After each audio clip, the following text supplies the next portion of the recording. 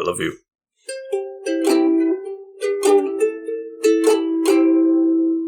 Gentlefolk, ladies and men, we're glad to have you here again. So please, won't you come on in and sit with us here on the couch? I am the Green Traveler from Gorsh. And I am the Faceless Leon. Ooh. I have no face. So how did I sniff? How did you sniff indeed? And you're sniffing because this is the last episode of the year, everybody. I'm so happy to see 2021 go. It's been such a year. And I gotta say, I'm gonna apologize up front to all you lovely couch potatoes who are tuning in for our, this won't be coming out New Year's Eve, but our end of the year finale here. Yeah. Both of us, we just got through with long drives. We just had our holidays, and this is it was the nice. day after Christmas. Yeah, it was nice. It was relaxing. I got to see my my immediate family. I did not stay long enough to see my extended family, and to them I apologize. But I had a lot of shit to get done at home, and I didn't want to be in a giant, public group gathering, so I apologize for that. Yeah, I didn't go to the big gathering that was going on for my family either. Even though my mom was the host. And at first, I know she was not too keen about it, but they understand. My wife has an autoimmune disease, and I mean, we can't stop being careful. I don't think any of us should have stopped being careful personally, but, that's not my call to enforce. But yeah, we got a big episode here, and Happy New Year! Happy New Year. Yeah, that's the thing is it's a huge episode ahead of us. We're going to talk our last 3 films of the year, and then we're going to talk our favorites of the year and our least favorites of the year. But the problem is we're very low energy, so we're cruising on this one, guys. It's cruise control. We chilling. Just come here, chill with us. You might not want to watch this one on your morning drive, or listen, rather, because, we might put you to sleep. No, we're not going to be that boring, I'm sure. We got such droll voices. We'll talk to you so smoothly. Boop, beep, bop. Beep, boop, boop, boop. It is time to go to sleep, beep, Mr. Anderson. Beep, beep, boop. Beep. We didn't watch that one.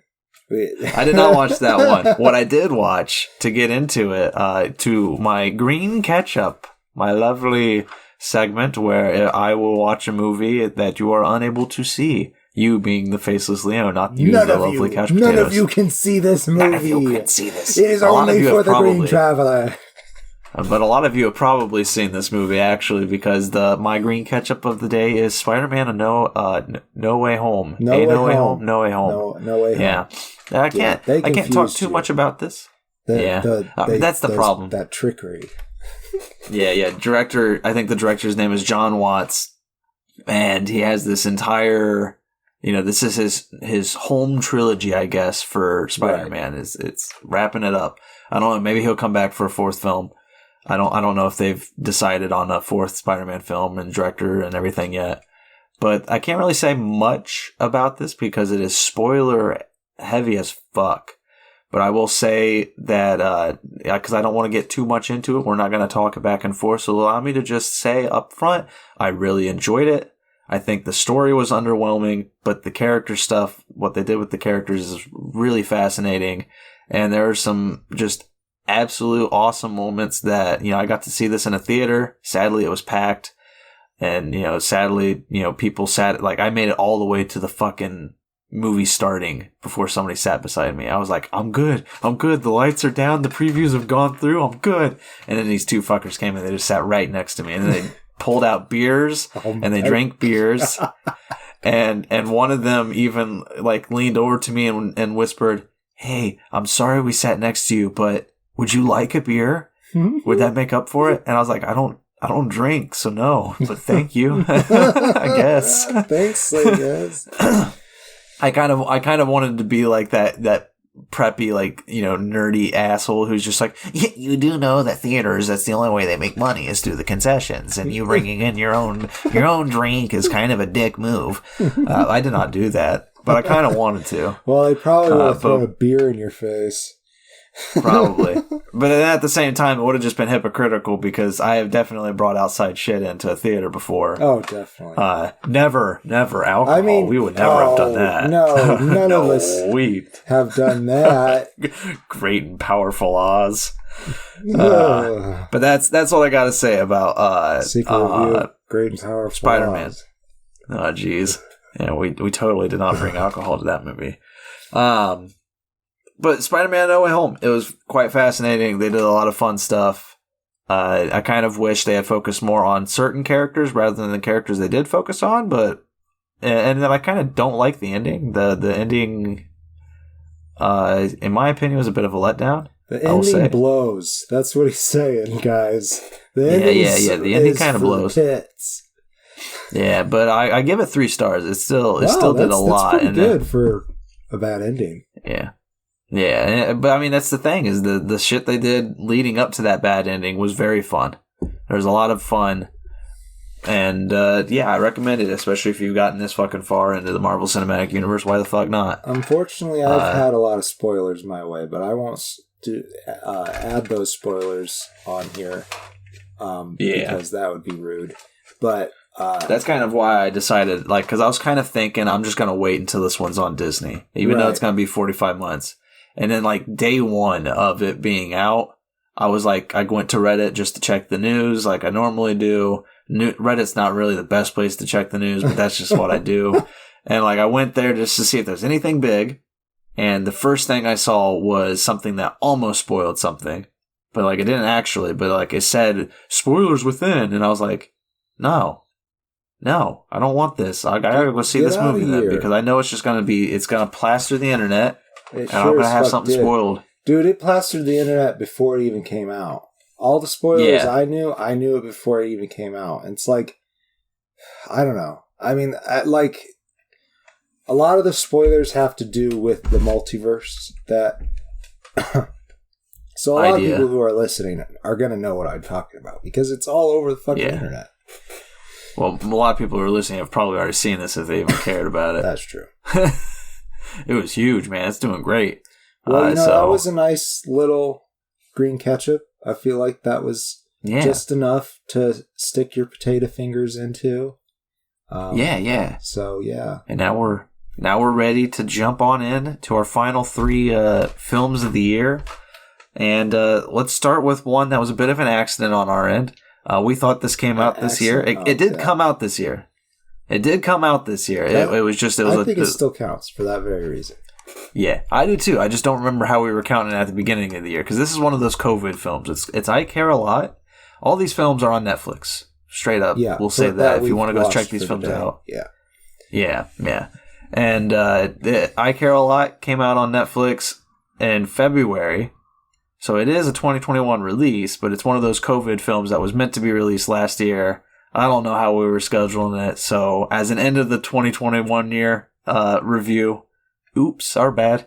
Because what we were hoping to do, I don't think you really gave them the context of how we messed up. Like, we were planning on doing new movies from this year that we hadn't seen yet, that we hadn't talked about. A end of the year catch up is what it's kind of. It's something I enjoy doing because, last year I looked at the amount of movies I watched and I felt really bad about how small the new releases were. Right. And so I was like, I want to pad these numbers. And so we did that last year. We watched 3 more films that were made in 2020 to pad the numbers. And, this year rolled around. I was like, I kind of want to do that again. We did much better this year. We watched some, I think it was 40, including Hawkeye and Wheel of Time, which we'll be releasing those reviews next year. But including those, I think I at least watched 45 different new projects. I think you watched 40 or 42. So we did pretty good. I probably watched something that was made this year that you didn't watch because there's probably a lot of that. I don't know off the top of my head what to mention. But anyhow, let's get into it. Let's talk about. Yeah, let's talk. I care a lot. Do you wanna do this one? Yeah, I'll do my best. It's written and directed by Jay Blakeson. I don't know if there's a first name, but for whatever reason, I just wrote down the initial J. That's Blakeson. What it says on IMDb. Okay, fabulous. I was hoping that I was not being like the most lazy when I was writing this, but that's good. Written and directed by Jay Blakeson, starring Rosamund Pike, Peter Dinklage, Elza Gonzalez, Chris Messina, and Diane Weist. Anyways, I care a lot. It is about Rosamund Pike, who is a con artist, who basically, she swindles elderly individuals. She drives them into the home with a stick. She swoops in, takes over their guardianship. Sorry, what? She's got this judge on her side. She swoops in. She takes over. She swoops in, takes over their guardianship. This judge thinks she is like a very good power of attorney. He thinks she is very good custodian for elderly individuals. He loves her.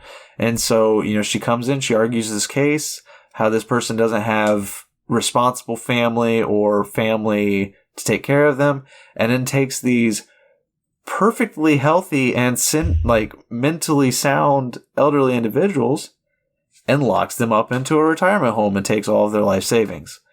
And that is her character. And then one day she does this to an elderly woman. I believe it's probably Diane Weist. I'm not sure. I think it's Weist. I'm not sure. But yes, that's who it is. Sorry. Jennifer Peterson.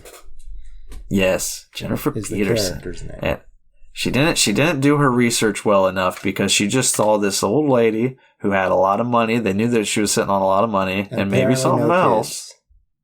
Apparently no kids. And so she does her thing. She puts them in a retirement home. She goes, checks out this woman's safety security boxes and finds a shit ton of diamonds stashed in a book. And that's where Peter Dinklage comes in. And, I think it's part of the film's summary, so it's not a spoiler to say that Peter Dinklage is her son. Is Diane Weist's son. Weist. That's right. I'm so sorry. I'm just going to say Diane. Or what was the character's name? Jennifer. I'll say Jennifer. Okay. Nice Jennifer. And Jennifer his character's name is Roman Lunvoy. Lunyov. And he's with the Russian mafia. Yeah, the Russian mafia. It's so good. But he's not a great person either. They both have their... Rosamund Pike and Peter Dinklage's characters both have their very dark sides. They're not likable people. That's mostly what they are, is very dark sides. This is a movie about the underbelly of society. Like, it's so underbelly that it's overbelly. You know what I mean? It is the coat of fleas that hangs over the top of the world's back. Okay? Yeah. And they originated from the belly, but they came up onto the back. And we just don't see them. We don't see them. They're cloaked behind the curtain of evil, despicable things that we don't like to look at.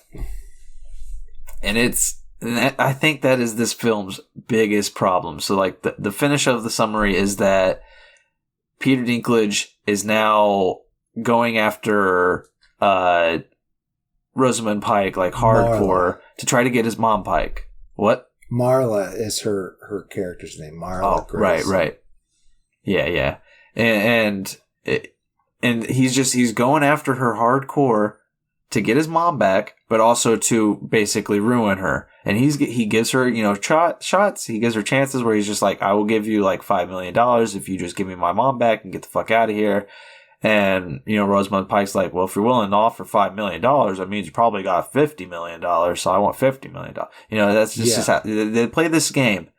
And the problem with this movie is, I think it's trying to make me sympathize with Rosamund Pike's character. I know.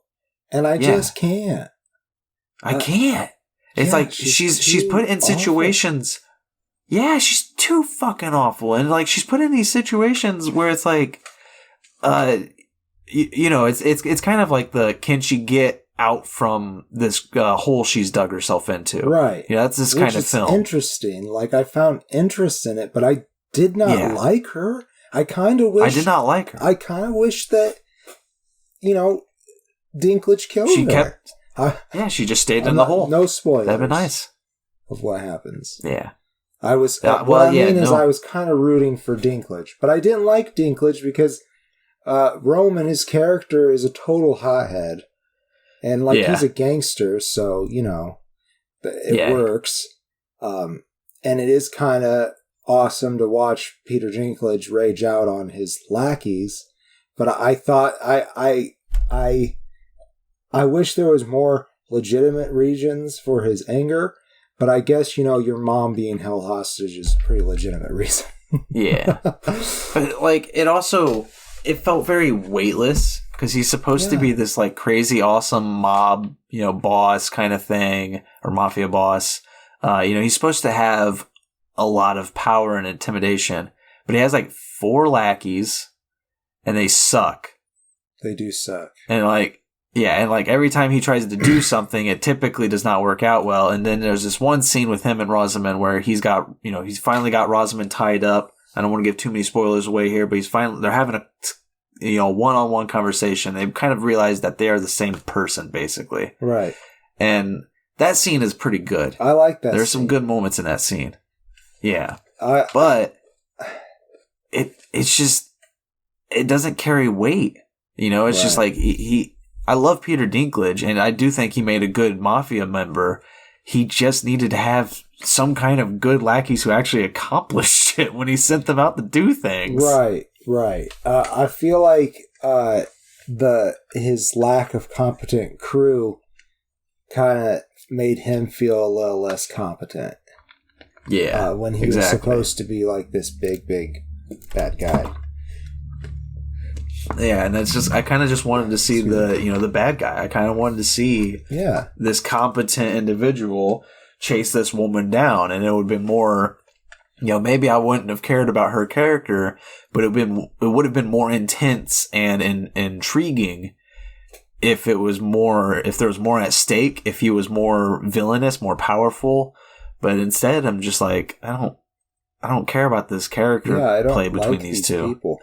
Which, we keep on totally downing on these characters. The acting was excellent in the movie. Yes. I thought, Rosamund and Peter did a excellent job, and so did Diane. I feel like everybody else is honorably mentioned because they're not really in focus. Right. But I thought that their performances were really interesting and kind of fun, but it didn't make these unlikable characters likable. No, I'm wholehearted agreement there, because that was the thing. Is I love Rosamund Pike. Yeah, but sometimes she chooses. I think right now. Anyways. Yeah, pretty much. But she chooses some roles, and this is one of them that I'm just no, this isn't. I don't know. This wasn't a very. I was always intrigued as to what was going to happen next with this film, but I was not entertained by this film. Yeah, I was very annoyed by this film. Feeling in my mouth because essentially, this is a spoiler. She gets away with it. And there is a comeuppance of sorts, but I think we both kind of feel that maybe that wasn't. I don't know. It's not deserved. Yeah. Yeah. It's just not enough. That's the problem. It just really pisses me off, because when it happens, I'm like, that's it? That's like a slap in the wrist almost. I mean, it's much worse than a slap in the wrist. But given her attitude, given things that she implies earlier on in the film, it really is just a slap in the wrist to her mindset. Yeah. So it just pissed me off, and I don't know. That was this whole movie in a nutshell. It really irritated me. I watched this and I felt dirty. Yeah. I didn't like these characters. I didn't like what was going on.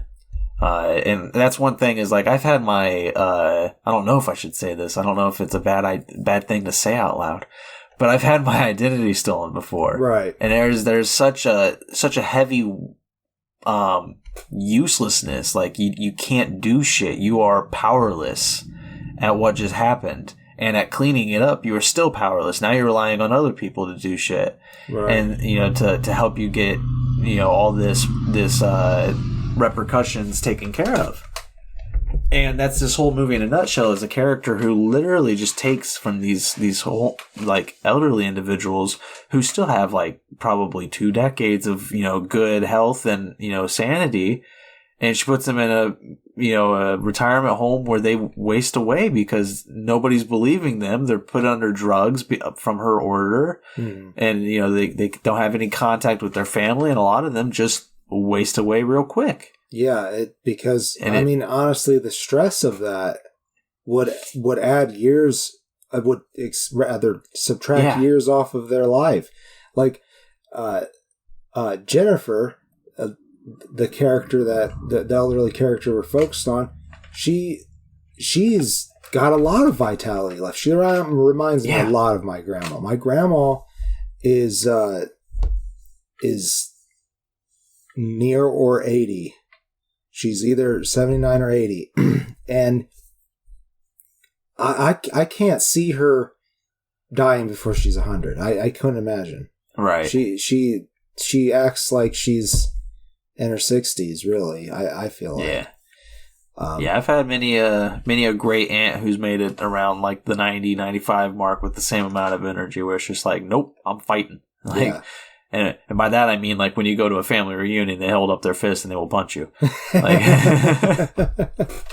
so it really I just feel for Jennifer and for all the other characters that Marla did this to. I don't feel like maybe the movie was quite for me. What should we do? Closing statements. Yeah, quick closing statements. I give it 2 stars. It's a competent film. Yeah. And it does have a good turning plot. There is you can definitely watch this and be engaged. Yeah. But I could not stand the characters, and it started off with a message that I thought was going to last, and kind of just, I guess it kind of did, but it was just like, it started off with one of the people that Rosamund Pike has already screwed over. This one guy who his mom was put into a retirement home, and like if you hadn't read the summary of this film going in, you might not know that she is a con artist. Right. And it has this message that men know, or men not. It's not that they know. It's men, when they want to get their way, will get loud and aggressive. That is a common toxic masculinity tactic. Yeah. Is to slam the doors or get mad. It's like, I'm not going to punch you, but I can punch you. Yeah. That kind of a thing. It's awful, and I thought it was going to last throughout the whole movie, and it kind of did with Roman, with Peter Dinklage's character. But it went from being a very upfront message, like right in the first 5 minutes, to becoming a subtle in the background thing. And I kind of think like if they had just focused more on that, if they had kept incorporating that into this and worked more on her character being actually likable and not just a vile person. If there was a redemption arc, that it would be a completely different thing. Like, I don't know, like what if, I don't think Marla, I don't know if her parents are alive, I don't know if they covered that or not, but like what if Roman threatened or abducted her parents? That'd be a completely different, storyline. Like, it's like, oh shit, this is what I'm doing to people. What the fuck is wrong with me? That would be a completely different story. I would have enjoyed it a lot more. Well, I don't know. Agreed. I don't know. Because like you said, it is still an interesting film.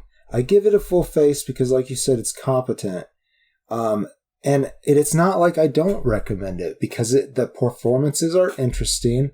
And, maybe it's the person who wrote and directed this, Jay Blakeson, maybe they are aware that this kind of enterprise exists in the world. And maybe if he's trying to just highlight something, that could be, that could be. I bet you 100% this goes on. I bet you. And, and maybe we're supposed to leave it feeling sickened. And, because I do. I mean, that is another kind of message of this film, I guess, is that the cruel and the vile, they just get their way. Yeah. And, it's disgusting, but that is the real world right now. But at the same time, my argument against that is I go to fucking movies to escape the real world. I do think it is important to have a message, though, as well. We need art that speaks to that. And if that's what Jay Blakeson is going for, then I do not think that we should treat our elderly like this. Obviously, if they're racist some bitches, maybe, you don't have to talk to them, but they don't deserve to be basically imprisoned. No. And this is coming from two individuals that the government imprisoned for a very long time. Yeah. We know. We don't really know that much, but I mean, it was pretty cushy. So, let's talk Passing next. Are you okay with that? Yeah, that sounds good. Let's talk Passing. Let's talk Passing. That's the order I watched them in. That's the same here. So this I'm very excited to talk this one. I didn't really check what month of the year this came out, but it's been on my list for a while. And, we wanted to do this, and I was like, oh, what about this one? I threw 6 titles at you. Yeah. And I looked at all of them and said, shit, they all sound interesting. I know, right?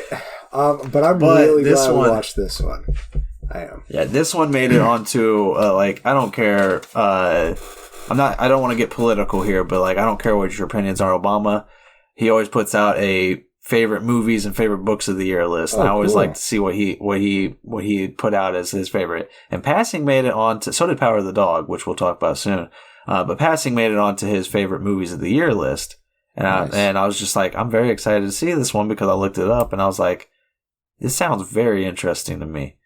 And I'm like, you say it's in black and white and got beautiful cinematography. I'm like, well, duh, it's in black and white. And I'm immediately sold. It does seem like that. It's got such a crisp feeling to it. Yeah. It's so beautiful. It's very, very nice. I actually, to toss the shout out to him, that's Edward Grau. Edward Grau is the cinematographer. I don't know if I've seen anything else by him, but I'm definitely going to be looking forward to his work in the future because this was a beautiful looking film. Yes, it was beautiful. And it also, he chose to make it more square than wide. Yes.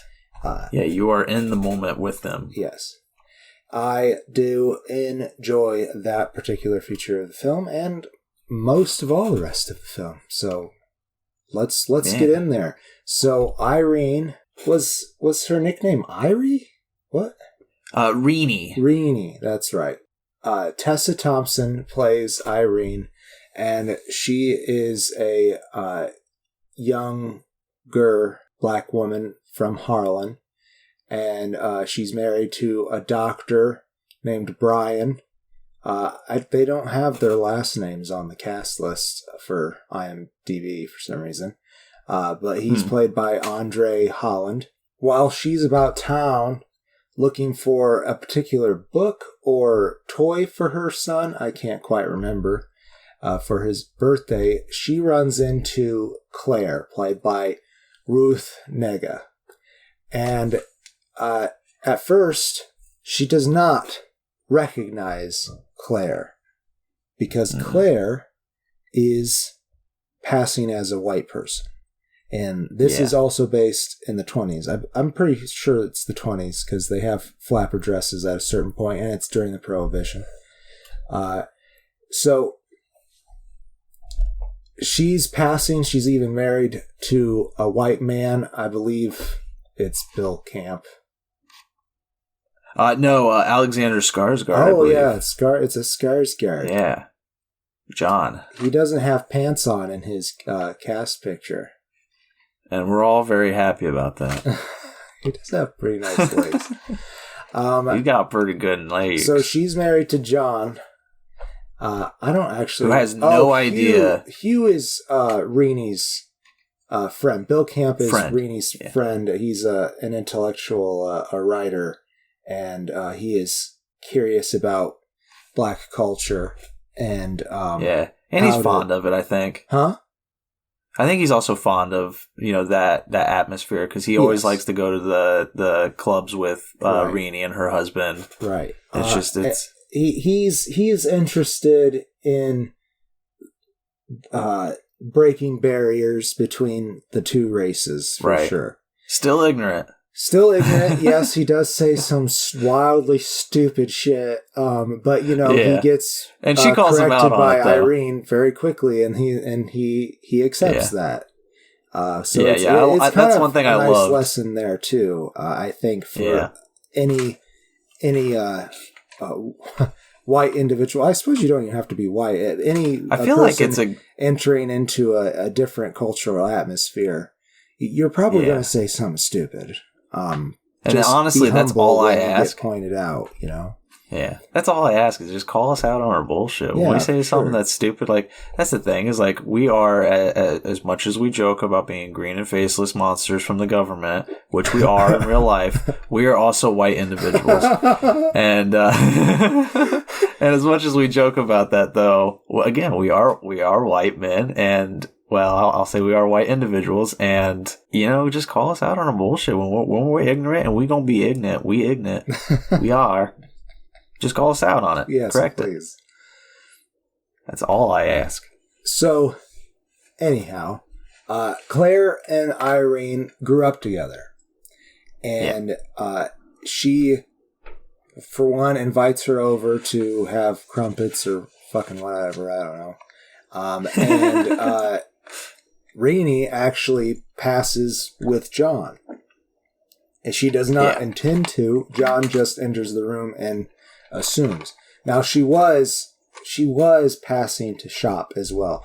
And I keep on saying it this way because in the film they do a good job of Irene showing us that she does not quite approve of passing. Right. She was doing it out of convenience. But the way that Claire does it, she lives her life by it. Well, there's also her husband, Reenie's husband, yes, who is very against it. Like he is very mad about it when he finds out. Yes. But as he comes to know Claire, because they rebud their friendship very strongly. Yeah. Yeah, and as he comes to know her, I don't know, because the film's very subtle about things.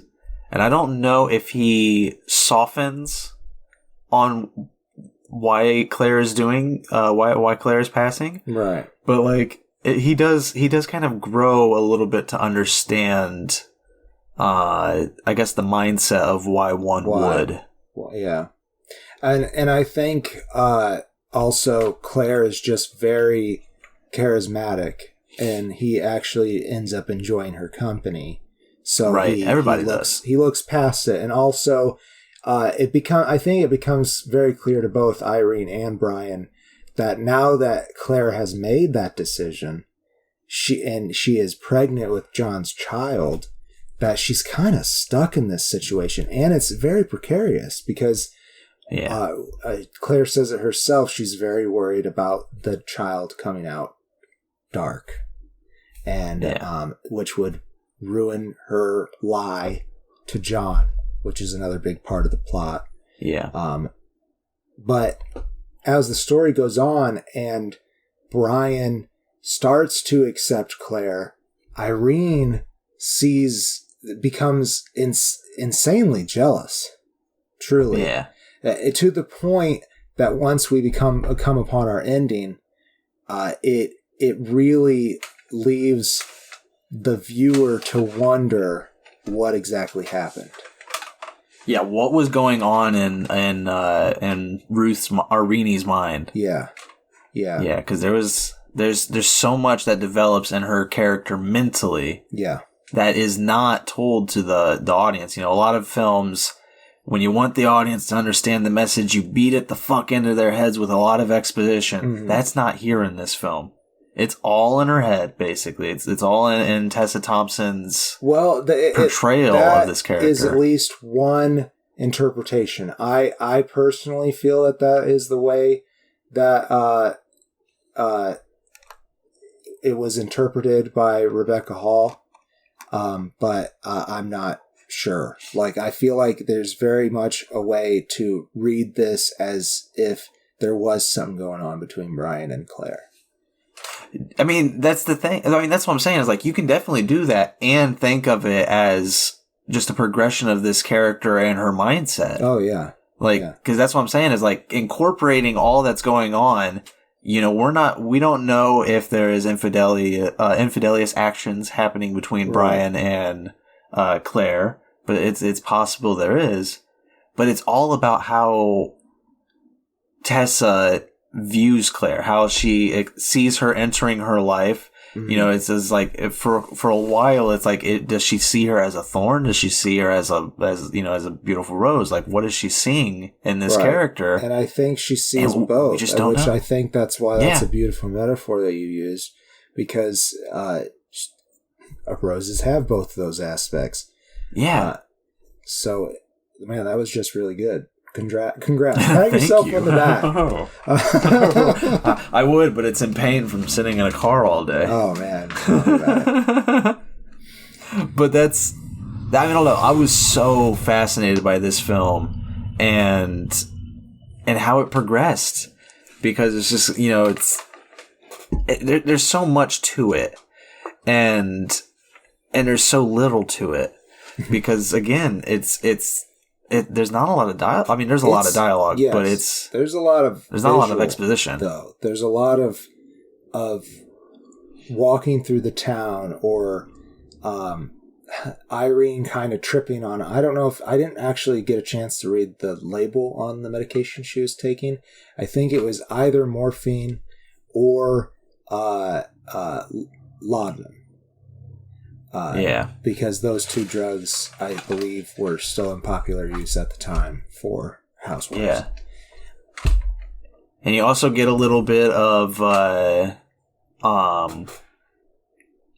you know, a view into, like, how you're going to raise your children in this time. Mm. Because during that decade, there was a lot of aggression and, you know, murderous actions happening.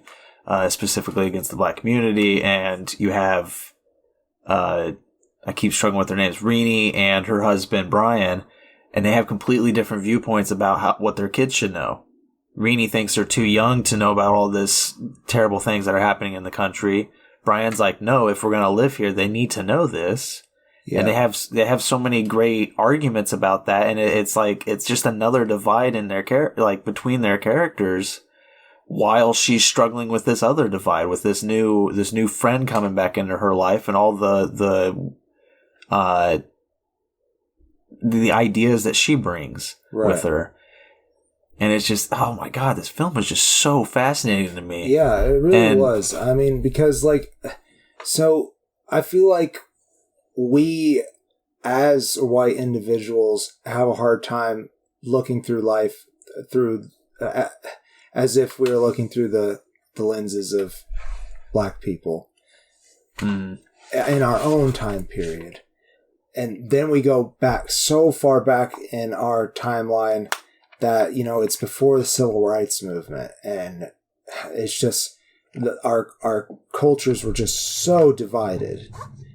It's a really good look at that, because I feel like we have, you know, watched some films based in earlier times of the civil rights movement, and we don't always get this perspective, and we also just don't get this intimate of a perspective. I don't feel like it is very much just like they say so much about the world around them, why it's very focused on Irene, Brian, and Claire. They do a great job. And I'm very curious, because, as we mentioned, this is written, directed, produced by Rebecca Hall. If you don't know Rebecca Hall, I haven't actually seen any of her directorial stuff, but I've seen her as an actor in The Prestige. She is married to Borden's? I think it's Borden. Christian Bale's character. She's married to his character. But she's a phenomenal actor in that film. I fucking loved her in that. But like her directing here is amazing. So I'm very curious as to, because it's based off of a novel by Nella Larson. And I don't know much about Nella Larson. I don't know, who she is at all. Not, I could click on her name on the IMDb. Based on contemporary accounts, Nella Larson was a promising writer of fiction in the late 1920s. So this is a story of the times. Unfortunately, despite having 2 critically acclaimed novels published, becoming the first woman of African descent to receive a Guggenheim Fellowship, a third novel remained unpublished during her lifetime. So I'm curious, and as I want to, look into other reviews. I've tried to avoid other people's reviews before doing these because I don't want it to affect my thoughts too much. But I'm very curious as to what other people, specifically people of color. I was blown away by this film. This was phenomenal in my opinion. Like, amazing work, specifically from Rebecca Hall in the directorial department, Edward Grau as the cinematographer. Like, my God, probably one of the top 3 most beautiful films I've seen this year, I think. It's really pretty. But I'm also a sucker for black and white, so I know people will shit all over me for that. Yeah. But like Tessa Thompson, Ruth Negga knocked it out of the ballpark. If they don't get nominations, I don't know how. Yeah, they better. Yeah. This is the best. Okay, so I love Tessa Thompson in Thor Ragnarok. I thought she was freaking awesome in that. This I think she's Valkyrie. Is so far beyond that. I know it is, but that's what I'm saying. Is like I've loved her work. I didn't like her much in MIB, Men in Black, or whatever they called that new one. It's all right. I say it's all right. It's trash, but she wasn't bad in it. Okay. The acting wasn't what made that film bad, right? That was writing that made that film bad. But yeah, this is above and beyond the best performance I've seen of hers. And like, I would say this is like Oscar. I would really like her or Ruth to get an Oscar for this. Both of them, yeah. And I hope, Andrew. And I don't know if they would do, like, Irene is definitely the lead in this. It's not as right.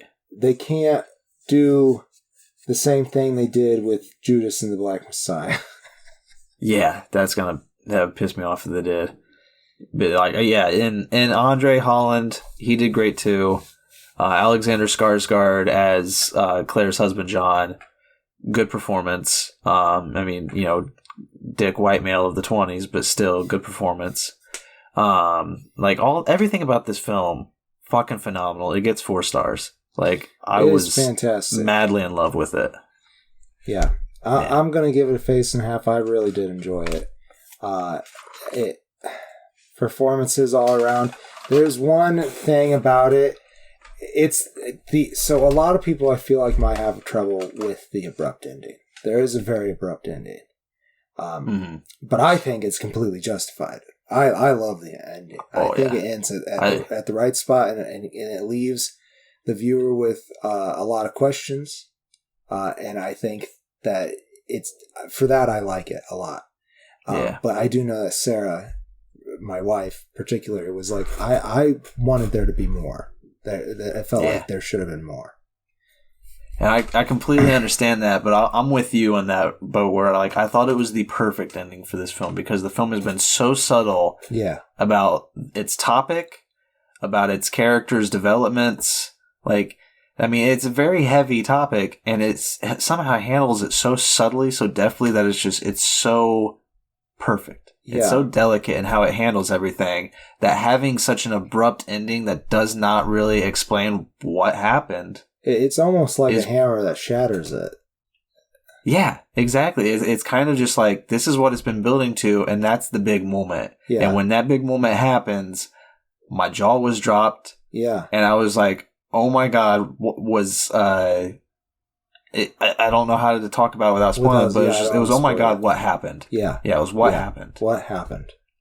Yeah, and that's everybody's. Everybody in the movie too is just like, what happened? Yeah, pretty much. So you're there, you're in the moment. That was one thing I wanted to say is there's like no music in this film. It is all. Yeah. I mean, there is during those sounds, long transition shots. There was this very interesting, almost tense music, but also somber. Mm-hmm. Yeah, and so there is a score. But for the most part, especially during the scenes, you're just in the moment. You're hearing the sounds around them, and then the cameras are done in such a way that you are there. And just applause to Rebecca Hall. This was fabulous directing. Yes, little queen's applause. But enough about passing. Let's move on to Power of the Dog. But first, now we get our drinks. Yes. Yes. And while we're gone, while we get ourselves a soda pop, you guys out there, you might want to consider checking out our Patreon account at patreon.com/screenfaceless. Please do. Yes, we're going to continue making this show for free because, I guess we like doing it or something. At least for 2022. At least for at least for one more year. Then we'll hold it ransom. So, but if you guys feel obliged to support us financially, we would really appreciate it. I mean, it will help us keep the show going and maybe make the show better. So visit us at patreon.com/greenandfaceless. We'll see you there, and we come back from this break. Exactly. All right, I'll be right back. Okay. Okie dokie. Are we back-a-rokie? Brick or brack? Smack-a-rack. That didn't work that well. Give a dog a bone. I think it worked. A dog? Yeah, Give the dog a bone? A dog. The power? The power of the dog. The Power of the Dog, ladies and gentlemen. It's written. It's based on a novel by Thomas Savage, and it's written and directed by Jane Campion, and it stars Benedict Cumberbatch, Kirsten Dunst, Jesse Plemons from Breaking Bad. That's where I remember him at least. I love Jesse Plemons. He's a fucking phenomenal actor, and Cody Smith-McPhee. Yeah, Cody Smith-McPhee. I can't say I've seen anything with Cody in it. I have not either. I did rather like Peter. Very interesting character. Oh yeah, I did. I liked all the acting here, but before we dive in, I want to give two behind the camera shout outs. One is literally behind the camera, Ari Wegner, the cinematographer. Yet again, beautiful cinematography. We have some really great cinematography here. Westerns always fascinate me. Typically, it is the cinematography of the Western that draws me in more than what's going on. Because a lot of Westerns are very slow and subtle, very dusty, very dry. This one is not much different. It's very slow and subtle story that develops. But tense. But it's still so tense. Yeah, very tense. But it's a very different type of Western, too, which I really loved. It was a very fascinating Western. The other shout-out I wanted to give was Johnny Greenwood. You might know him as the lead singer of Radiohead. I know him as the scorer of many Paul Thomas Anderson films. He scored this film as well, but he did the music for There Will Be Blood and The Master. I know there's more Paul Thomas Anderson films he done, but a great tension to him as well, and I gotta say it's probably due to him. All that fucking music, His ability to make a good soundtrack with it, with a tense film, is just phenomenal. And so I wanted to give him a shout out because that was one thing I definitely picked up on in this movie was the music. Just amazing score. But let me go into The Power of the Dog. Wow. Also the 1920s. I don't remember where in America, if it is even in America. I think it's in America. It's in Montana. Montana. Yeah, and unlike Passing, there's nary a black person in this film. I don't think there's a single one. But no. It also, though, with that being said, it is. I think it's also the 1920s, and is in Montana, and maybe that might be pretty accurate. There might not have been that many black people. It could have been, yeah. And I feel like if they were to have, yeah, and being a very poignant, like, historical fiction story, yeah, I feel like to add a black actor, like, in a black role, you would have had to take on yet another message for this film to talk about. Right. And I think this film has enough to talk about that it as much as we want diversity in all of our films, I do think this is one of those exceptions where I'm okay with. I understand why there wasn't a black actor cast, but that's fine. Yeah, that's you know what? They got a lot to talk about. I lied right off the bat here. One of the so we do have Raymonte McConnell as Theo in this movie. I believe he was one of the ranch hands, but I think they must have done a good job of keeping those ranch hands kind of, out of focus, because I did not notice you, Mr. McConnell, and I'm sorry that I said there is nary a black person in the film. And I'm sorry I followed up on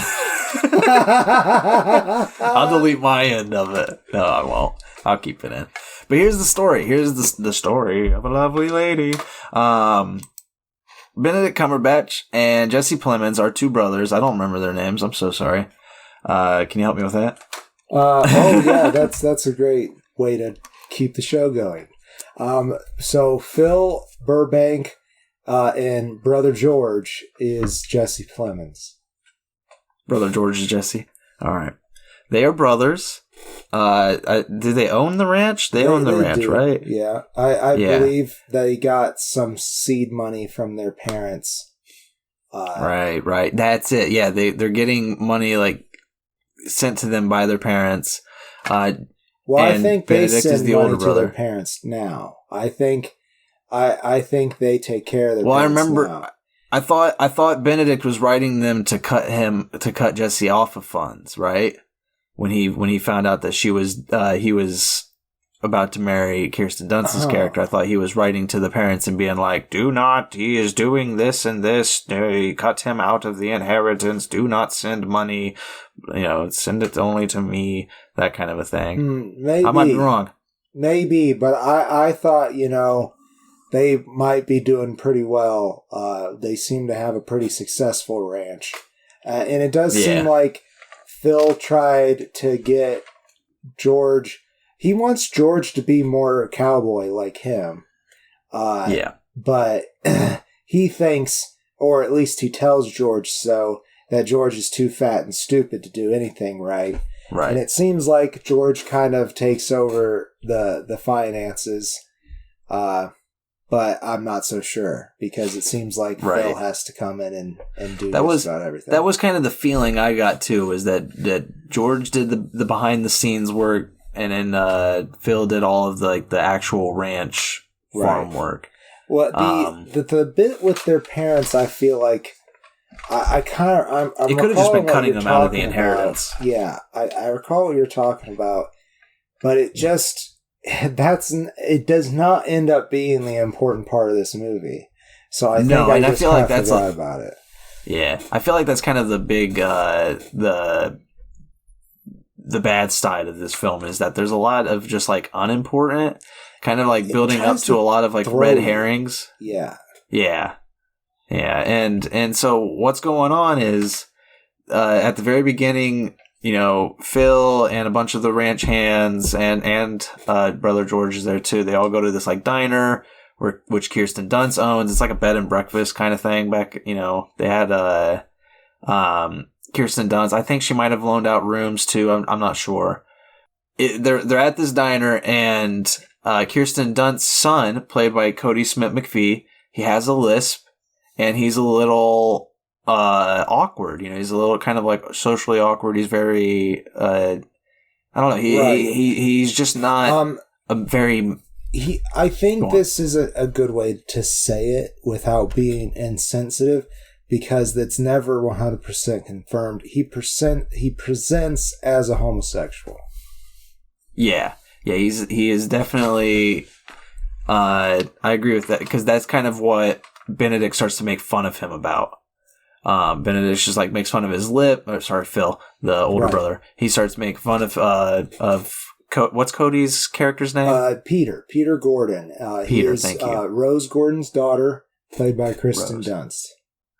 Yeah, all the actors are amazing. Yes. And Kirsten Dunst as the mother is amazing. But Cody as Peter, he's being made fun of by Phil for his lisp. And Phil starts to make fun of him being also very effeminate. Yes. And Peter does the flower folding. That's in the trailer, and it's very nice. Yeah. And he makes these things, and his mother liked them, so she put them around in his restaurant, and that's how they meet. Phil and George, is that they come to the restaurant, and he's like, "Well, what pretty lady!" A fucking Benedict's southern Western accent is great. It's fun. He's like, "What kind of pretty lady made these flowers?" And he's like, "Oh, actually, I did, sir." And he's like, "You did? All right." Yeah, and then he later like lights one to light his cigarette. Right. And it's just a total just complete asshole. dick. Yeah. And when all the ranch hands and Phil leave, and Kirsten is crying because she didn't like what just happened to her son, Jesse, brother George, Jesse Plemons, he goes and comforts her. And then that starts a romance between them, kind of. It's one of those like older fashioned American romances where it's not really romance. It's kind of like, there's a guy, there's a woman. Right. She's, she is, I think she's widowed. And so he is just like, and George is looking for a wife. So there you go. That's old American styled romance there. Right. But like he comes in and there is actual emotion between them. And Cody, Peter goes off to study, I can't remember which university he goes to, but he goes off to a university to study for medicine. He's very interested in science and that kind of stuff. And while that happens, George and Rose, they marry. I forgot her name again. George and Rose marry. He moves her into the ranch with him and Phil. Mm-hmm. Things get awkward. Yes. Very, very quickly. George really, he did not take any time to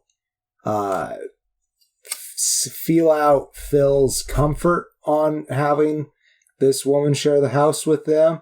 But also, he's sick and tired of Phil being an asshole. So he doesn't really care. Phil, as we've mentioned earlier, Phil is he fully believes that Rose is only marrying George to get at the inheritance. Right. And that's what he was writing the parents about. Was he was just like, she is a money grabbing widow. Cut George off so that she doesn't get what she wants. That's what it was. Yeah. I think it was just cut him out of the will and testament kind of thing.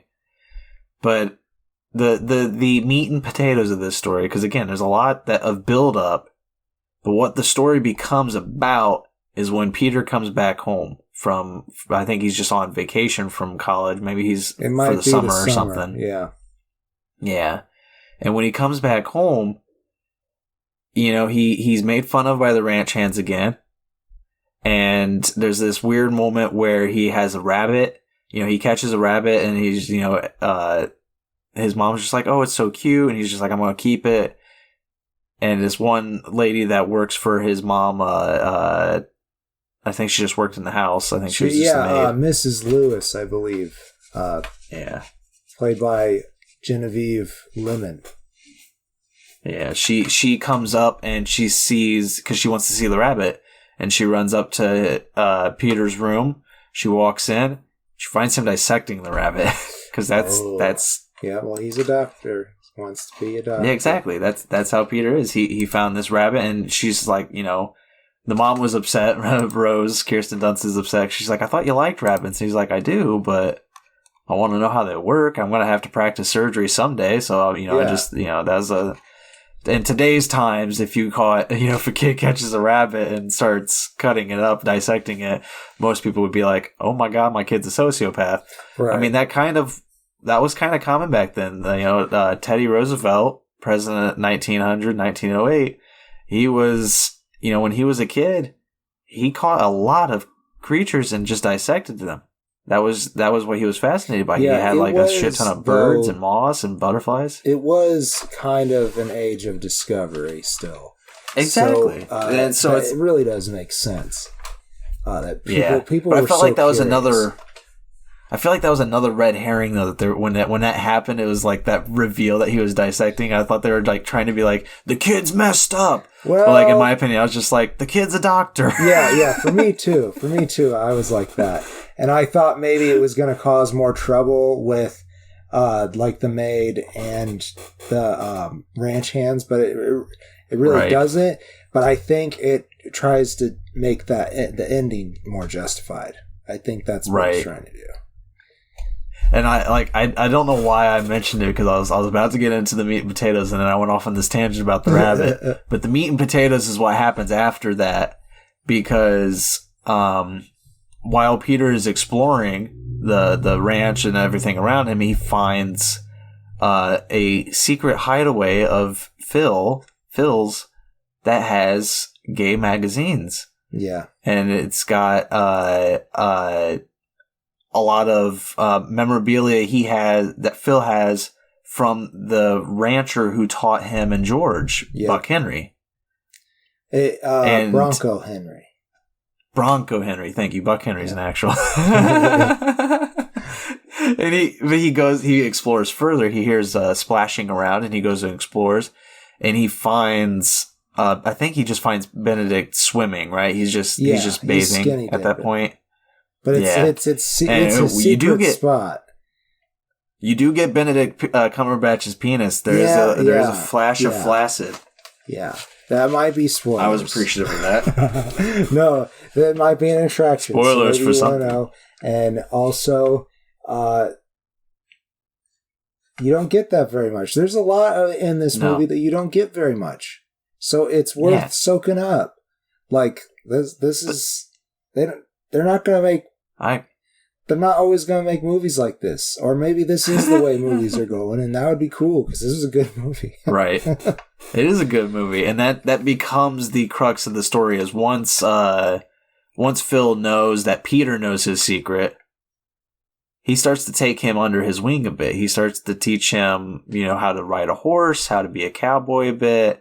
He's talking to him about Bronco Henry, about how Bronco Henry, raised him, and well, not raised, but you know what I mean, taught him his ways and everything, and also how he awakened Phil's sexual interests. Right. That said, Phil is still an asshole. 100%. And this film does not shy away from that, even though it is like a kind of an awakening, and it's presented as a bonding between these two characters for quite some time. They don't shy away at all from how Phil is still not a good role model in any way. No, but it leads to. To compare this no worries. To compare this to I Care a Lot, even though Phil is such an asshole, him being a closeted homosexual somehow does make him more likable, because that's got to be it. That has to make somebody irritable, and then he probably feels, to protect his own hidden identity and his masculinity around his crew, he felt that he had to lash out at this kid. But then he pretty much starts grooming him, which is a little bit gross, but also, they're both technically adult men, so whatever. And it's also fascinating too to just watch this character try to grow. Yeah. Because as you said, it's got to be irritating not being able to be who you are. Mm-hmm. Like, I mean, you and I, we have some experience with that in regards to our personal identities and stuff. Yeah. And like, not as nowhere near as much as other people, of course, but like we have a very small modicum of that experience. But like back in the 1920s, especially in Montana and surrounded by, you know, on a ranch, like you can feel for Phil. You can feel for Benedict Cumberbatch's character like heavily, and it makes him make sense, and it makes all these like stuff that's been happening make sense. It even makes why he hates Rose make sense a little bit too, because like not that he was sexually attracted to his brother, but like his brother was the only other guy that he knew closer to than he knew all the other like ranch hands and everything, and Bronco Henry. Like that was the closest person in his life, and his, you know, Rose comes in, and now his brother is like just like, no, I don't want to be around you anymore. You're mean to me. You're degrading. And now I found love, and I don't need you. And Phil is just like left empty. He's like, well, now what do I have? And so he kind of latches on to torturing Rose for a while. Right. You know, he's making her life a living hell to where she, you know, at the beginning of the movie, she is completely against alcohol. And after like one day of living with Phil, she turns to alcohol and becomes an alcoholic. Right. And I think maybe I think Peter expresses that right after his father died that she was heavy into drinking, but she had quit. Which, that happens a lot with people who are addicted. Like something will radically change in their life, and all of a sudden they feel like they can't handle it, and they go right back to their habit. Right. And all of these plot lines, all these stories, like a lot of the stuff that we've mentioned, it all culminates in just a crazy powerful ending. Like that ending is just rocked me. Yeah. And then you get the title. You get where the title of this movie comes from when Peter reads a passage from the Bible, and when you think about that passage, it just rocks you. Like you think about what just happened. You think about the finale of this film, and everything that just occurred, and you kind of just left like, fuck my feels, like like I don't know where I stand, and it is just a wildly flooring ending. Like it's really good, really well presented. Like just a plus job to Jane Campion there for that reveal at the end, for all that happened. Hell yeah. I'd also like to say something else that is escaping my mind as I talk. Oh no. So maybe it's time to go into closing statements for this film. I feel like this particular film you and I could talk about for a lot longer. But I think maybe we ought to move on and do our New Year's celebration after we do closing statements here. Right. I agree with you. I'll go ahead. It doesn't get 4 stars from me. I will admit it gets 3.5. There is, a lot of that build up at the beginning is very slow, and some of it does turn into being a little bit red herring-ish. I'm sure it wasn't. I'm sure if I watch this again, I'll pick up on those and be like, oh, those, go into here. It's like finding where the piece fits in the puzzle. But I don't know. It is a little bit slow in plotting, and it is, it's not like a terribly long film. I think it's only like 2 hours and 20 minutes, or maybe like it's 2 hours and 10 or something like that. Yeah. So it's not that long, but being a very slow beginning made it feel very long. So that's the only reason it doesn't get a perfect score, because everything else about this film is great. I love the story. I love the messages, the characters. Again, even though you don't really like Phil and Jesse is not honestly the greatest character either. Or George. Yeah, George is kind of a blank fish. And I think it really highlights how brilliant Phil really is. That's another thing about Phil, is that he's actually super duper smart. He went to Yale. Which, I mean, was an even bigger deal then than it is now. Yeah, right. So there is a lot of interesting details in this movie that I think really just make it so rich.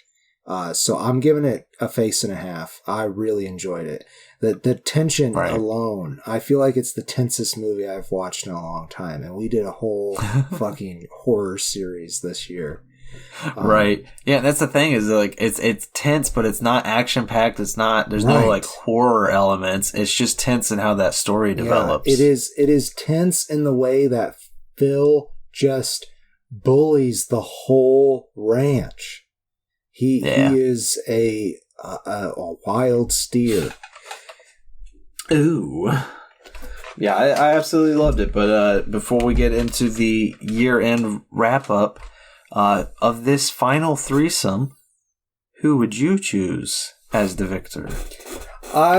It's really hard because I really liked both Passing and The Power of the Dog. But just took a peek at my top 5 list, and I'll say one's on it and the other's not. And I think that the one that's not, it was close to being on the list, but I think I rank this movie higher still. So, The Power of the Dog, I really enjoyed that movie. I will return to it because there's the way that they slowly reveal things. There's a lot more to pick up on, I think, in those first few scenes that I think will make the rewatch very rich. And I will return to Passing as well, but that's mostly for the cinematography. I feel like it is. I mean, I feel like I caught all the details because it's presented very slowly, and that's a beautiful part of the film too. But I think that's where go ahead. That's where I disagree. Is like I feel like you think you caught all the details, but when you watched it, you'll see more subtleties in the performances, more subtleties in how she told the story. Because for me, I choose Passing because I'm the very opposite. I look at my top 5. Passing's in my top 5, but Power of the Dog made it as an honorable mention. And it's like, because I feel like with Power of the Dog, I caught everything. I watched it. I loved it. I thought it was fabulous, but I got it in that first viewing. I can think on it. But with Passing, I feel like I'm going to go back and just like keep watching it. Not many times, but like go back to both of them. I really am. Yeah. I think they're both. But I just meant like, I just meant like with Passing, I feel like I'm going to go back to it more. Because I feel like there's just a lot more to explore there, a lot more in the quietness of how it was told. And I'm excited to review it. I am. Yeah, I'm happy that we got two different victors for the finale because I wanted both of them to win. Honestly, yeah, they're both really good. There you go. And so let's do it. Let's wrap up 2021. Woo! It's been a weird year. If we had those like popping guns or whatever. We could put sound effects in, but we won't. Now, we won't. We're lazy editors. We have limited time to edit this too. We gotta get this out in a few days, but we'll get it. We'll get it to you. Don't worry. We'll get it. But so I've got 5 best and 5 worst. I don't know if you chose just best or if you have some worsts. I did 5 of each. Actually, I did 7 on one of the categories because I couldn't decide. Uh-oh. That's fair. I will lead with my honorable mentions. These are the films that came very close to being in my top 5 best films of the year, but just barely missed out. Okay. Judas and the Black Messiah. It was earlier in the year. We've already talked it. I love that film. It was considered for the Oscars last year, but we did the same thing with I Care a Lot. So exactly, I'm looking at it as it was released in this year. I absolutely love that film. Amazing performances, taught me a lot. Raya and the Last Dragon and Mitchell's in the versus the Machine, 2 animated films.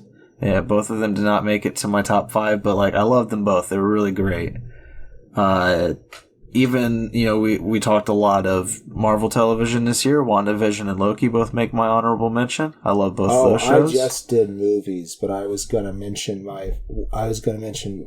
one favorite TV show and one least favorite TV show. Fabulous. I'll look forward to that then.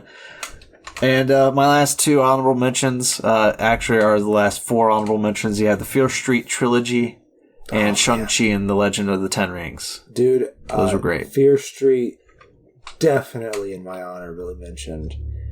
You mentioned some other movies that are in my honorably mentioned, but I will save the rest for my list. Fabulous. So should we do? Let's go with the worst, the 5th worst film, not the worst of the year, but the 5th worst. 5th worst, or maybe your 7th. So I'm gonna say that for my 5th worst, I have 2 movies tying. Nice. That would be Malignant and F9. Nice. Yeah. You didn't like F9? I hated F9. I'm just joking. Oh, man. It was so Yeah, they're definitely dumb. going downhill. Both of them were very silly, but they weren't like so bad. You know, they're still competent at this end, I guess. I'm happy to say that we're in sync right now. Malignant was my 5th worst film because holy fuck, what a I don't know. I feel like if I rewatch it knowing it, I might enjoy it more, but watching it happen, I was like, what the fuck is this? And I had to keep checking. I was like, is this James Wan? There is a sense of enjoyment to it for me because it's just so fucking silly. I mean, that's why it's at the 5th of the worst that we've watched. And this is just the stuff that we watched together. Right. Do we jump to 5th best, or do we just keep going with the worst? Let's finish off the worst. Yeah. I kind of like going back and forth a little bit, but now it's your turn to go first. That's fair. Number 4, my 4th worst film, Space Jam: A New Legacy. Oh, it's so bad. It's so bad. It was just an advertisement film. It was like a look at what titles we still have under our rights, and we're gonna dump them in here. I just hate it. You know what? I'm not sure that we've even gotten any downloads for that episode. I know it had been quite some time that there was no downloads for it. Everybody's like, yeah, we know we're not watching it. We're not going to watch it. We don't need to know if you recommend it or not. Oh, fuck. That's great. So for my 4th, I did another tie because I really couldn't decide. And for this tie, I have America the Motion Picture and Chaos Walking. I disliked both of those movies about the same as well. I gave them each their own specific spot on the rung. There you go. I was just so disappointed with Chaos Walking. It was very disappointing. And I'm not not to break our structure we had just loosely settled here, but I'm not ashamed to say that Chaos Walking made number 3 as my worst. That was my next worst film. Because I agree with you. It's a huge disappointment. The cherry then say that Space Jam: New Legacy was my number 3. We were almost in sync still. We were almost there. Yeah, Chaos Walking though is like I struggled to remember it. I remember it had Tom Holland and it had Daisy Ridley. That's right. And also Mads Mikkelsen. And Mads' character was kind of interesting, but they just didn't do enough. That is the extent of the review. So, there was a movie, I think we watched this in 2020, is it The Devil You Know that had Tom Holland in it? That was interesting. See, I feel like I took that entire movie and just placed it over this memory because I can't remember anything about Chaos Walking. When I think about it, all I do is remember scenes of The Devil You Know. There is a familiarity with those 2 characters that he plays. Yeah. Maybe it's because they were just so close together. And I was just like, that movie sucked. We're going to put one movie that I liked in front of that memory. Yeah. Just so I can never see that memory again. And America the Motion Picture, I gotta say, was exactly as I expected it would be. It did not exceed, nor did it fail to meet my expectations. I'll hold off on my thoughts until we get there. Who'd you have as number 2? Number 2, Halloween Kills. I know I know that's not on your list. No, I didn't not like that movie. Yeah, and it was solely okay. I don't think. I mean, obviously, that movie cannot stand on its own, but the movie that came before it was pretty competent. I was pretty happy with that movie. You know, badass Jamie Lee Curtis was fun. Yeah, and paranoid, but she was still good. Yeah, but this I agree. Halloween Kills is definitely a step down. It was so bad. Like if I had maybe watched the other Halloween movie that was it 2018 or whatever. If I had rewatched that, maybe I could have gotten more enjoyment out of Halloween Kills.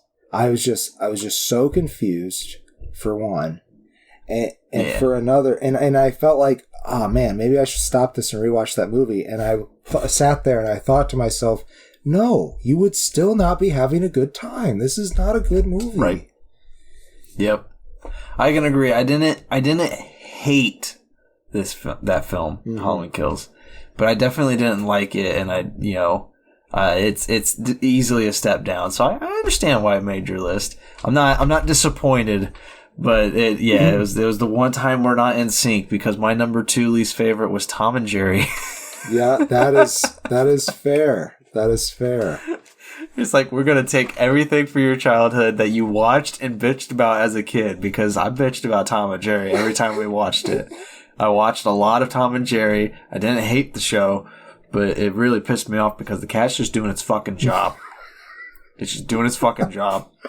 That's a pretty good a mouse in the house that we did. If you guys want to go back and check that out, check out Tom and Jerry. That was our first one that we really got to bitch about. It was good. Yeah, it had a terrible lead character whose first act in the entire movie. I don't know why I remember this, but it's like her first action is stealing somebody's resume and using that to get a job. Yeah. We just talked about that kind of shit today with I Care a Lot. I don't like people being taken advantage of like that. Yeah. It's not. It makes you an immediately hateable character. So, did I give my number 2? Yeah, I did. We stopped going back and forth. Now we're at number 1. So, why don't you go first? Because I think I went first the last couple times. Can you guess my number 1? Can you think because you mentioned America the Motion Picture.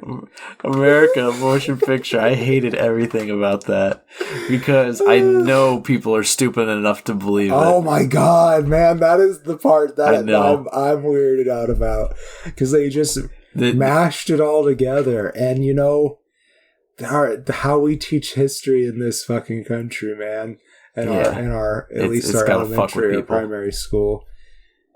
And I know that people are typically smart enough to know that it's just a comedy and it's just ha-ha, funny, but I thought the jokes was garbage. I thought it was trash. Some of them really got me, I will say, but it was not. I think I laughed maybe once, and it was like one of those laughs that you do it and you immediately regret it and you're trying to bite it off. You're like, you're trying to choke your chortle. Yeah, choke the chortle. It pissed me off, that movie. I was so mad. All right. What's your number 1? Drum roll. My least favorite movie that we watched this movie was Tom and Jerry. Nice. It wasn't good. And I have the opposite experience with Tom and Jerry. I enjoyed watching the cat and the mouse beat the shit out of each other. That was funny to me. I didn't think of it as esoterically as you did, if I used that term correctly. Just made me mad, man. And then they brought the fucking dog in. The dog would beat the shit out of the cat. I'm just like, no. Oh, fuck. Poor cat. All right. Oh, that movie also had what's his name? Michael Pena. Yeah, it did. Remember that? And nobody was acting like they wanted to be there. No. Yeah. I feel bad for him in that movie. He was just like, damn it, all right, I guess I'll take this. It's a couple $100,000. Yeah, I guess my kids will watch it. So let's wrap it up. Let's finish this year off strong. Yeah. Let's jump into our best films of the year. Fifth favorite movie? Fifth favorite movie. This one was a surprise to me. It was one that we watched, and I was immediately like, what the fuck is this? How have I not heard of it? Gunpowder Milkshake. That movie, fucking that was, loved. If I made an honorably mentioned list, that would be on it. I love that movie. Yeah, so good. It was such a fun and just really surprising film. So like when I was looking back at our list, I was choosing the ones that I remembered vividly as my favorites, because it's really hard for me to choose like what's an actual favorite, because again, I'm a blockbuster bitch. I just like that, I like those big films like that. But I was looking at it and I saw Gunpowder Milkshake, and then like the entire movie came back to me, and I was like, I could sit down right now and watch that. Yeah, you're right. I did have that same feeling, like I could restart this and watch it again, because it was a lot of fun. But I put my number 5 as one of your honorably mentions as Raya and the Last Dragon. That one really stuck with me. Nice. I think it's the best thing Disney's done in a long time. I really do. Yeah. Well, I guess they're doing all the Marvel shit too, but as like their line of animated movies, which we're focusing on in a playlist, I think it's the best they've done in a long time. And with that said, we haven't seen Encanto. I'm very excited to see Encanto. I do want to see Encanto. Yeah, but I agree with you. Raya and the Last Dragon was very entertaining, and I loved the whole story of those two women, like just fighting for the kingdoms. For like one bring back the kingdom, one I can't remember what save their clan, their country. Yeah. It was such an interesting and fun film.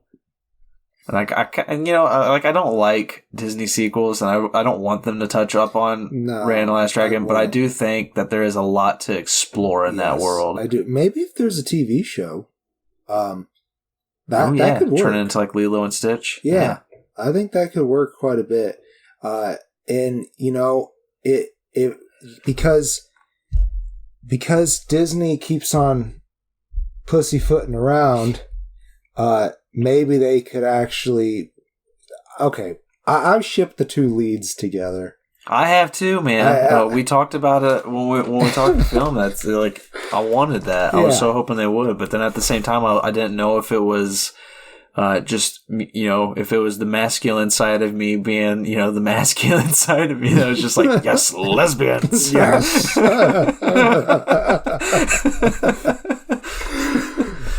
I like a good lesbian relationship. I want more of it, especially from Disney princesses. Yeah, that would. Oh shit! Yes, that's it. She is a Disney princess. I forgot. Yeah, she is. Yeah. So what's your number 4? What comes next? What comes next? Honestly, we're not going too far from the same vein. Shang-Chi and the Legend of the Ten Rings. You honorably mentioned that as well. I also feel like it's the best thing Marvel has done in a while. Right. Well, okay, besides the TV shit. That shit's awesome. But movie-wise... TV shit. And Spider-Man, too. You haven't seen Spider-Man yet. I will say I struggled because I was looking at both Spider-Man and Shang-Chi, and I was like, which one did I like more? And I was really struggling to compare it because Spider-Man has a lot of a good amount of fan service and a lot of good fan moments. Yeah. But Shang-Chi was it was a different, type of Marvel film. It was something more innovating, reinvigorating. Yes. That's the word I'm looking for. It's just added so many elements. Like, they kind of tried with Iron Fist, but it added so many cool things to the MCU. That it's just... just like it didn't feel like a superhero movie, and I'm excited to see how he part of that world too. Exactly, I'm excited to see how he interacts with, the other Marvel characters that we already know. Like, because, right. I mean, come on. Once you introduce him, he's got to be a part of the Avengers, right? Right. I would assume some kind of fighting group. I mean, I think he was a mainstay or rotating character in the new Avengers. Nice. There you go. Spider-Man I want to see was too until he became a main Avengers. Yeah. Yes, I'm curious. I'm curious as to how they're gonna use him in the universe going forward. Because I really fucking love Shang-Chi. I can't remember the actor's name, sadly. Oh shit, I can't remember. Yeah, that's all right though. Going to me, I think next for my number 4, right? Yeah. Yes, I haven't given my number 4 yet. The Green Knight. Green Knight. I love The Green Knight. It held my favorite of 2021 for probably 3 or 4 months. Like, it was my favorite movie. Right. I like a film where the filmmaker had full control of it. Right. I like these artsy films. Are there some pretentious moments in this movie? Absolutely. It's A24. Yeah. They're gonna have a few moments because they let the filmmaker do what the filmmaker wants. And it's a fairly loyal, it's got a lot of changes to the story, but it hits all the right beats relatively. The visuals was just fascinating. And I just, who was that? Was it Dev Patel? Was that? That sounds very familiar.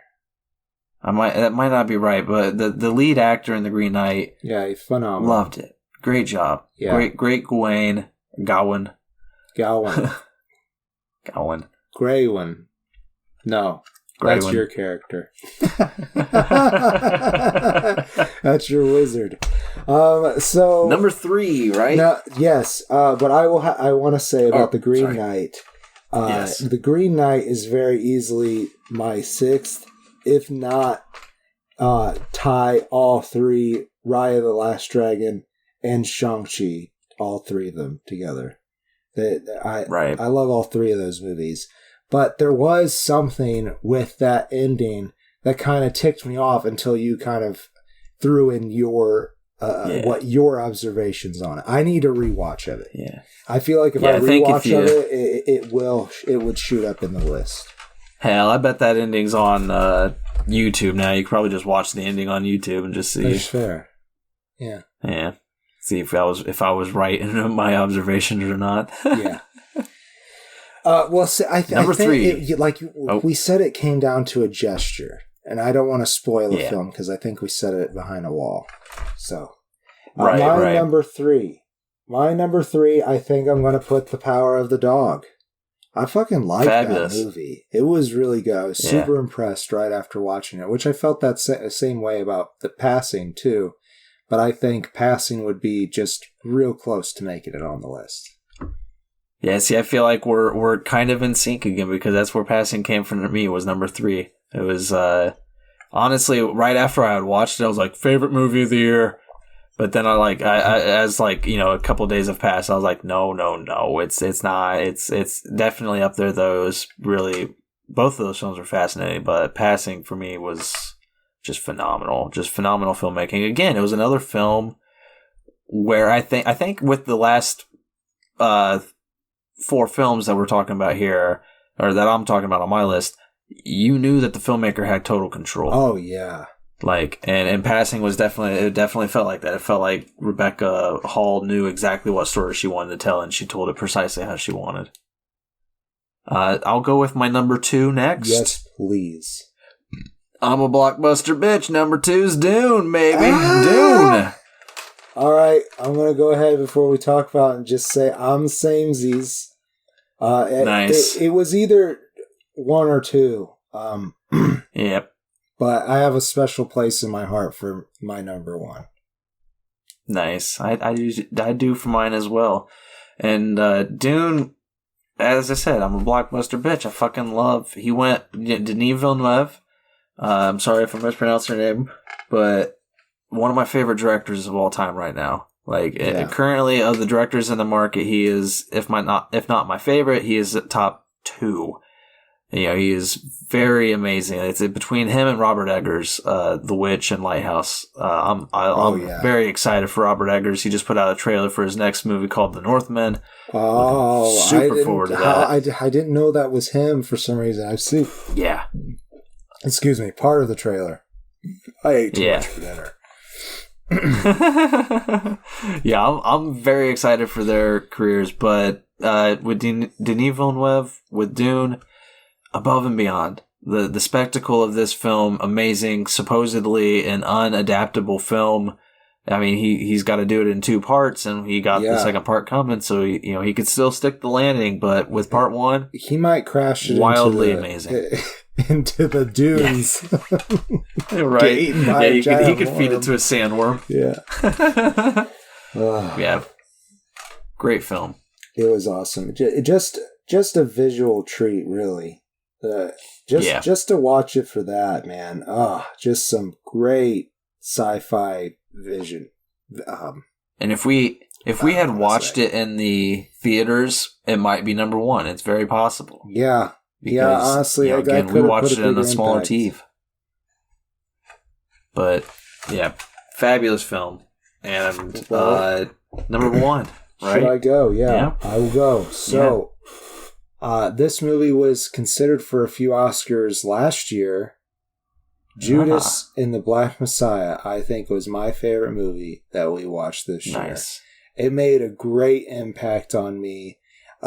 There's a lot of ideals that Fred Johnson expresses that really resonated with me, and the men in black can come and take me away, I guess now. But anyhow, I just really wanted to stand up and fight with them. Yeah, that it really gave me that feeling, and it gave me a love for Lakeith Stanfield. Who? Oh my God! Yeah, I just rewatched Knives Out, secret review of Knives Out because I bought it for my mother, and I totally forgot he was in it because he has that mustache in it. You forget everything about that film just because of fucking Daniel Craig. Yeah, he's hilarious. He's good in that film. Like that, and I love that they make fun of his Kentucky drawl in it. Like that, that really adds to it for me. So good secret review there, but.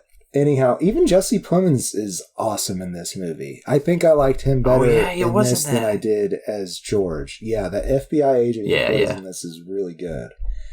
Yeah, very far. I agree with that. I think he's more phenomenal in Judas and the Black Messiah than as George. I understand. Like, I completely. I would have put it up there if it had come out in December. It would have been number 1 probably. But going all the way back to February, I remember it. I definitely am just, excited to see it again. Right. And I remember being rocked by Lakeith Stanfield and Daniel Kaluuya's performances. Both. But oh my God, just remembering Daniel Kaluuya give speeches. It was it was just phenomenal. Remarkable. Yeah. And as you said, I learned a lot. And watching because we've talked a lot about films that handled their stories in a very subtle manner, and that one wasn't very subtle. No, that was very much up front. But one of the subtleties in their filmmaking was how they handled that final that scene where it's a spoiler for the movie, but it's history. It's history, yeah. That when what was his name? Chairman Fred, right? Yes, Chairman Fred, yeah. Yeah, when he gets assassinated by the police, that scene when it happens is so... It's not like a normal action scene. There's not music. It's just people bust in the doors. Most of them aren't in uniform. They're in plain clothes. It's very real. And... yeah, it's very real, and it's very heart-wrenching, and just they hold on Chairman Fred's wife for a very long time, and how she is trying not to just break down. Yeah. Because, it's a big moment in her life, and it's, devastating and terrifying moment in her life, but she is being strong, and that shot that it lingers on her for a long time has stuck with me. Oh, yeah. So, if this had come out much later, I mean, it came out when it needed to, of course, yes, but yeah. I agree. It was still such a great movie. Like I totally would have put that in my top 5, but I guess my brain has aged and put it in honorable mentions. But my number one, my favorite thing of this year, I included television shows on this list as well. And I mean, you can argue that my favorite is a long ass movie because it's The Beatles Get Back. It's really good. That's my really good. I would say I really it's so good. It really moved me. Like I've again, they're not my favorite band. They're my second favorite band. I love Rush. I love everything about Rush, and I like a lot about the Beatles. I specifically like just the history of it, and I could have done, as I said when we reviewed it, I could have done 10 more hours of this 8-hour documentary. Like I was just in love with sitting there and watching these men create. Like it was an experience, and it was very moving. And it was, again, I woke up at 3 a.m. and I was just like, oh, I could watch the ending. I still have 2.5 hours left before work, and I got 2.5 hours left of this documentary. So I just, I blasted through it at 3 a.m. Just great. It was amazing. And it was one of those that, like, the filmmaker had no creative control in how it was captured, how it was filmed, and had total creative control in how he edited it. Yeah. And yet Peter Jackson, he somehow edited the most perfect story to come from what happened. I agree. His efforts alone deserve a trophy or two. So I expect that. Mm-hmm. I don't know how it can't get nominated for something. Yeah. But it's not Oscars, a film. Though. Maybe that would be enough. Because it is, they did it in a series. It really is 3 movies, but we'll get what is it? Golden Globes? I guess they could go to the Golden Globes. They seem less prestigious for some reason, but those people work hard. They deserve their accolades. So yeah, dude, I think we did it. I think that's the year. That's the year. Oh no, I did because I did TV separately. I will say that I thought the worst TV show that we covered this year was Marvel's What If. I really, there's some stuff that I really enjoyed, and I will watch the second season because I am Marvel's lackey. I lick their boots and wait for them to shit out some more for my breakfast. Mm-hmm. Feed me. I will watch more of it. So that should give you an idea that we at least have reviewed some pretty decent TV shows. There are more TV shows that I've watched that I like less than that, but I didn't keep a list. So if I were to jump off with my worst, not including Get Back, I'll leave Get Back out of this. Sure, it really is a long documentary. Right, my worst television show that we reviewed is probably Masters of the Universe, He-Man. I did not care for that at all. You know what? That one is pretty close. I almost forgot about it. I don't think you put it on the list that you shared with me. Now I think about it. I completely forgot about it too. I don't think I put it on that list either. I might have enjoyed What If just a little bit more, but I thought it was very interesting. So, the second part has dropped, so I do plan to watch that and do it for a Faceless pitch sometime. But you'll have to give us a Faceless pitch on it because I don't plan on going back to it. Don't worry about it. I'm on it. I feel like they did a whole season, and then editing was taking too long or something, and so they just cut it in half because it was only 5 episodes, and it hasn't been close to a whole year. Yeah. Excuse me. Anyhow, my favorite television show, I'm going to say WandaVision. Loki was also very awesome. Right. But WandaVision was great. That's awesome. Yeah, I feel I was gonna say I feel bad because it's like a lot of the shows that I've watched have been just Marvel shows. I know because really choosing outside of Get Back Again, choosing my favorite TV show would have come down between Hawkeye, WandaVision, and Loki, and I give it to Loki. I think not to give spoilers for our future review of Hawkeye, I feel like Hawkeye just goes a little below WandaVision. Yeah, it but is. I thought it was a lot of fun. I really enjoyed it. It's a Christmas show. We'll talk about it. It is. We'll talk about it. It's a lot of fun though, and that and WandaVision were both very entertaining and good pieces for this new branch off of the universe. For me, it's Loki. Yeah, it was good. But WandaVision is concept art. I mean, for me, I didn't need anything else. It's so good. You gotta go. But Loki's Tom Hiddleston. Tom Hiddleston's great, and they do awesome with that show. Yeah, they do. All right. I think we stole your eardrums for long enough. But Indeed. If you want to watch another episode, go ahead. Listen. We say watch. Go ahead and listen. Give us a listen. Someday we could probably get it both just audio and visual, That'd be fun. Yeah, I guess we could show them my face sometime. Both of us just wearing our human suits and being on cameras. I have thought about pitching to Netflix. Hey, Netflix, if you're listening, perk up. I've been thinking about pitching to them that you film us sitting behind a desk, and you edit it to look like I don't have a face and that you're a space alien, and you film us actually. And then you edit it to look like it's edited. Yeah, you edit it to look like it's edited. Yeah. They film our human suits, and that's just to confuse them. Yeah, to make them look like exactly. It's just to fuck with everybody. I like it. Netflix, if you're listening. If you're listening to Netflix, we got merch if you want to buy it. Netflix. Yes, yeah, Netflix. If you want to come and support our merchandise, or just support us, hey, we'll pitch your streaming service. Not that you need our help. God. And also Netflix is not a sponsor, so nope. I think that's our this show. has been a fun year.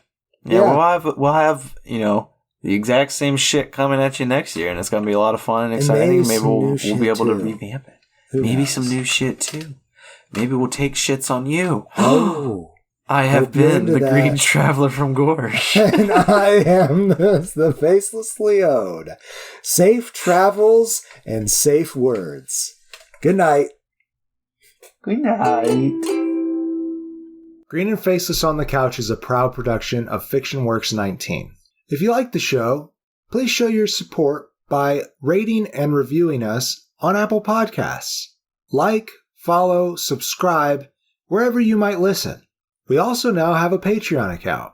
If you feel so inclined to support us in a financial manner, please become a patron by visiting patreon.com/greenandfaceless. You can also find more information about us on our Facebook account or on the FictionWorks19 Instagram account. Thank you so much for listening.